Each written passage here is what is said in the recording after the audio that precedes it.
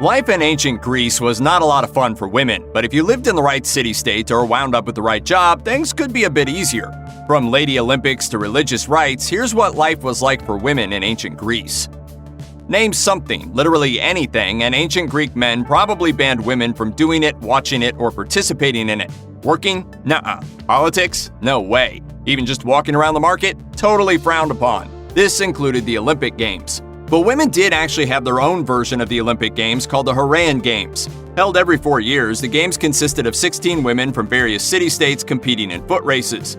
The winners received olive branch headdresses, plus part of a dead cow, and statues with their names carved on them were dedicated to them.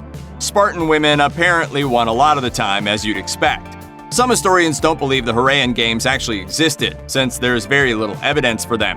But others say this is just a sign of the insignificance of women to the ancient Greeks. If you were a woman in ancient Greece, there was basically only one way to get equality: find religion. Goddesses needed priestesses, and priestesses were powerful. As Ancient History Encyclopedia puts it, the priestesses of Greek religion enjoyed a great many perks that other Greek women did not. Those perks included things like money, property, bodyguards, no taxation, and even being consulted on political matters. Plus, they could sometimes actually marry who they liked. Essentially, they were treated as equals to men, which is why the job was so hard to get. The position of priestess had to be inherited or purchased, or occasionally won by election. Clearly, religion provided women a respite from the cruelties of men, and so did alcohol. Though it was considered unseemly for women to drink, many Greek playwrights commented on just how much drinking most women did, to the point that it became something of a cliché. Heck, even though women weren't supposed to have jobs at all, some women actually became bartenders and ran their own taverns. Besides drinking, there was also feasting, which was a major part of the many mysterious ladies-only religious festivals that regularly took place in ancient Greece. With men banned from attending these gatherings, fertility rites like the 3-day Thesmophoria festival apparently involved a lot of sex jokes, trash talk, and food. While prostitution was rife throughout ancient Greece, Athens became particularly famous for its brothels, as men turned them into a key part of how their society functioned.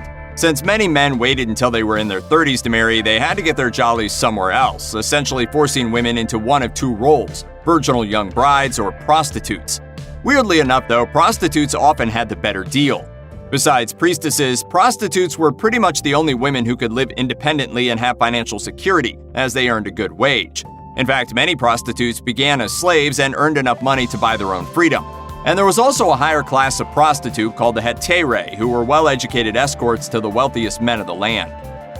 Life for women in most ancient Greek city-states, particularly Athens, was extremely difficult. But there was one place that could have rights, a degree of freedom, and were even held in esteem. This is Sparta! Living in Sparta was the best it ever got for ancient Greek women. Ancient History Encyclopedia says girls were given an education because the Spartan men were away fighting so often, and they knew the women they left behind needed to be able to run things. And unlike their Athenian counterparts, Spartan girls weren't forced into marriage at an early age. Instead, it was customary to wait until they were old enough to enjoy relations with their husbands. Women could also own land, and they were allowed to fraternize with men in public, where they were able to hold their own in conversations. In fact, Spartan women were known for being outspoken and funny. The rest of ancient Greece thought their neighbor was nuts for treating women somewhat like humans, so naturally, when Sparta fell into decline, it was blamed partly on all the freedom women had there. So what was it like for women in Athens? Outside of Sparta, women in ancient Greece had almost no rights. At every stage of their lives, they were completely under the control of their father or husband and had to be accompanied every time they left the house. They couldn't own property and were intentionally kept as uneducated as possible. Their role? To have babies, particularly sons, and to run the house, which meant cleaning and cooking, and, in wealthier homes, overseeing the slaves who did the cleaning and cooking. And for those slaves, things were even worse. Beyond the backbreaking labor, there was the total lack of autonomy over their own bodies. How bad was it for women? Girls around menstrual age were so afraid of being married off into servitude to a stranger older man that they frequently took their own life instead.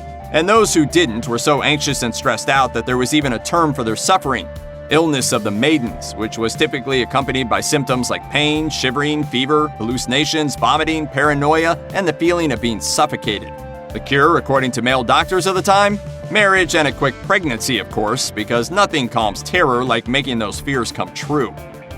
Check out one of our newest videos right here. Plus, even more grunge videos about your favorite stuff are coming soon. Subscribe to our YouTube channel and hit the bell so you don't miss a single one.